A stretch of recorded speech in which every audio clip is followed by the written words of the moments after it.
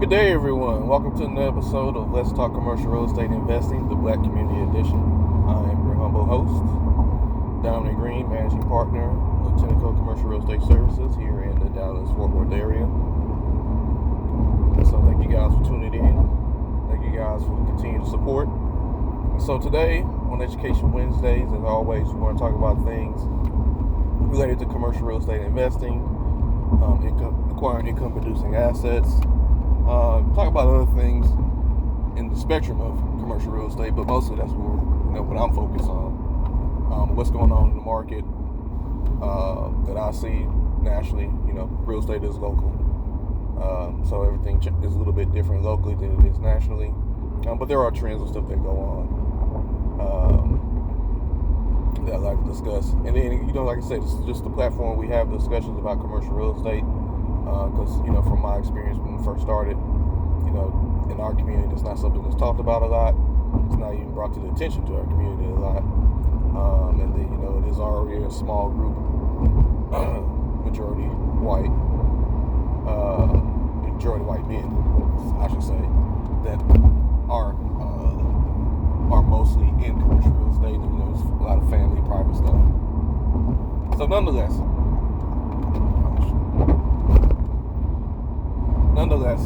today I wanted to talk about a little bit of retail commercial real estate, for the simple fact that, working to help a client with QSR. We're looking at pad sites, so I figured it'd be a great thing to talk about that, especially with retail. Like I said before, man. You hear stuff nationally, retail's in trouble, and all that jazz. Some of that's true, but some of it is not, right? And what I mean by that, some retail, especially during the pandemic and even prior to the pandemic, was still doing great and was on fire, which was kind of the grocery anchor, experiential, entertainment and stuff like that. And with COVID not necessarily being over, but we've kind of adapted, we kind of get an idea of what to expect. Some of it, in some cases, they're saying it's milder. So, everything's opening back up. People are getting back outside.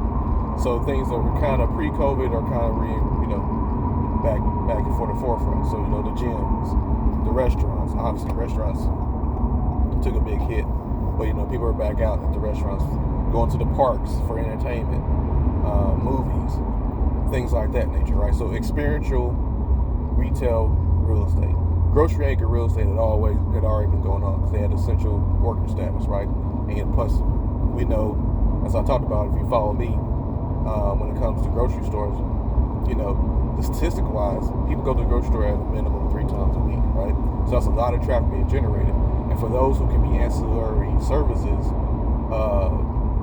service providers, and type of retailers, by you being in line or nearby or shadow anchored by a grocery store, you have the opportunity to have great visibility and also the opportunity to sell, right? Because having an online presence and a brick and mortar presence works in conjunction. I told you this before, and there were guys that put up the statistics before that, by having a brick and mortar store, even though you're an online location, help drive traffic and help drive sales.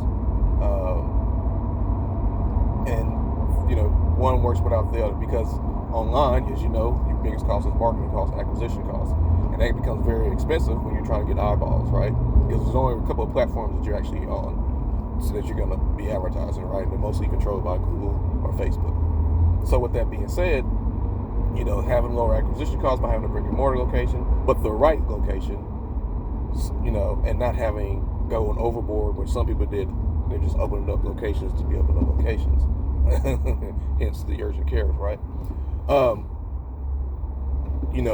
Then it becomes a different type of burden, right?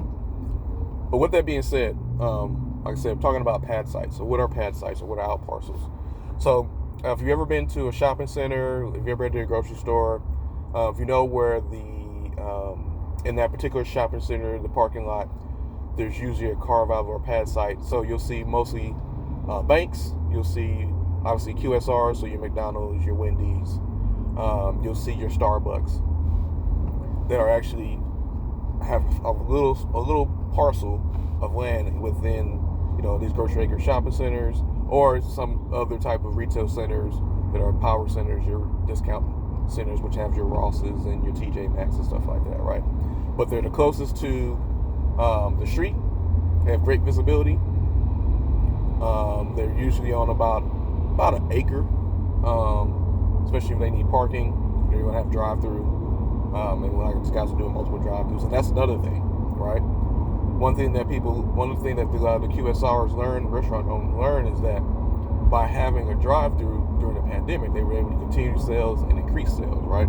So having a drive-through location where some people are going a little bit more delivery and takeout and drive-through, as opposed to having a lot of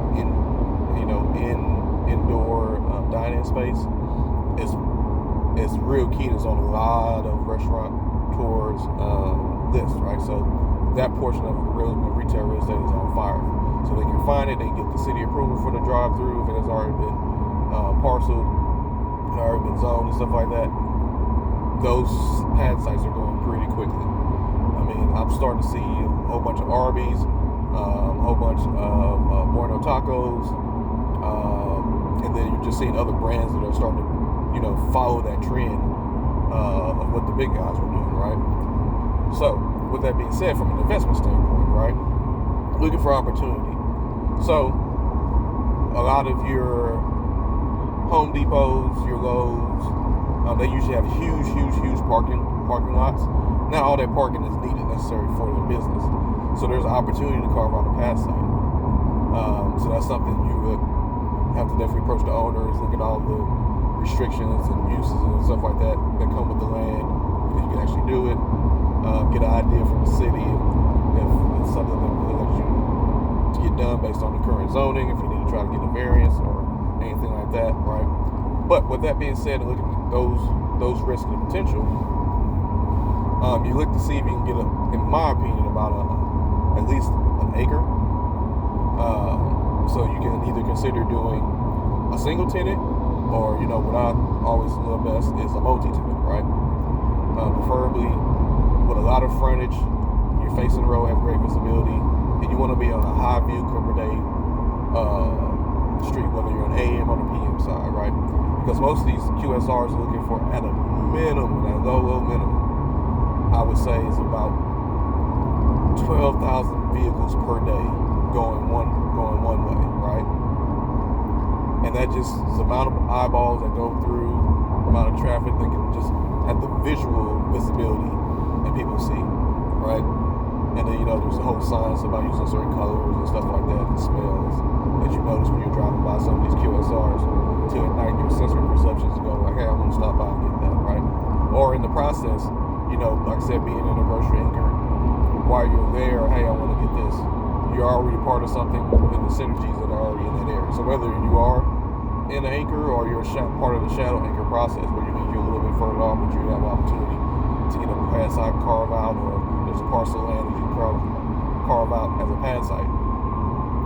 I think from that standpoint, based on the current demand, based on what people have learned, that's a great opportunity. Now, here's the thing, the availability of utilities, the zoning and stuff like that could be definitely a challenge. And then also the biggest challenge right now, because real estate is on fire, is the cost of land, right? So certain QSRs kind of have a ratio, which is a rent to sales ratio metric that they want to be within. So I always give the example, of Chipotle is about 6% of sales, right? And that's what they want to equate their occupancy costs for rent. So you got to kind of balance that out with knowing how much you can actually pay for it. So there is occasions where you can't just pay anything for the pad site and just hope that you're gonna have you can have a restaurateur or a bank, which now a whole bunch of banks are expanding, that they're kind of contracting, especially your Chase banks, and those are being converted. Like I told you guys, maybe it was last year early, some of these Chase banks that had great real estate were being converted into what's the name of the chicken place? Gosh, I can't think of the name of it. But they're being converted into It's not the Chick-fil-A. It's the other one. Forgive me. But basically, they're being converted into QSRs. That's just the overall thing, right? So there's a balance between how much you should pay, how much you can pay, and then, are you going to own it? Are you going to ground lease it and do kind of a master lease spread? There's kind of different ways you can go about it, but typically you want to buy, carve it out, and do a ground lease. So that way, at the end of the ground lease, however long it is, 25, 100 years, whatever, the building reverts back to you as far as residual value, right? But you definitely want to get a good operator in it. And you need to also consider the demographics that you're looking at, because certain QSRs look for certain demographics as well. How much disposable income is there? So that's a key too, right? So like I said, the cost of land is expensive, and there's always a balance, right? If you're in a high income area where the median income is probably $80,000, that relates to certain types of QSRs, right? It's worth spending that money because they're willing to spend that money because they know they have a higher profile type of tenant that has disposable income. And typically, if there's a downturn, people that have a lot more wealth, have more money, will continue to spend, right? Versus everybody else will kind of contract a little bit and be more conservative. So it gives you a little bit of hedge on that. Risk investing is not risk-free. There's always going to be a risk there.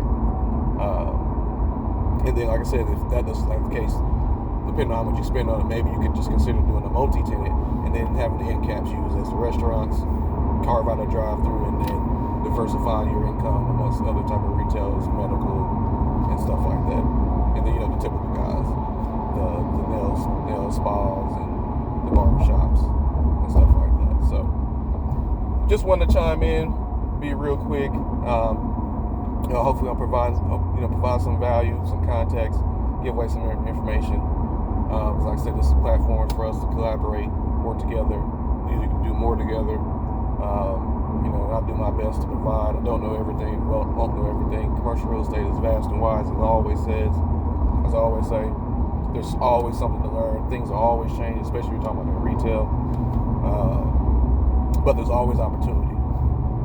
It's just a matter of what your thesis is, what your investment strategy is, and let that kind of be your guide, and then pivot as you need to as the market changes. So, like, share, subscribe, leave a comment. If I can be of any help, definitely reach out. I'm definitely not opposed to that at all. Like I said, I'm still working on my portion of attacking and investing in workforce affordable housing, because I told you guys the crisis. I think that's a very long-term thing, and there's more people that aren't being serviced in there, and there's more people that need to be serviced there than it is on the higher end with all the luxury apartments that are being built for. So, with all that being said, again, thank you guys for tuning in. Like, share, subscribe, leave comments. Let me know if there's anything particular you guys want to discuss, and look forward to this continue to be a great year in 2022. And then let's keep after it, man. So until next time, happy investing, guys. Peace.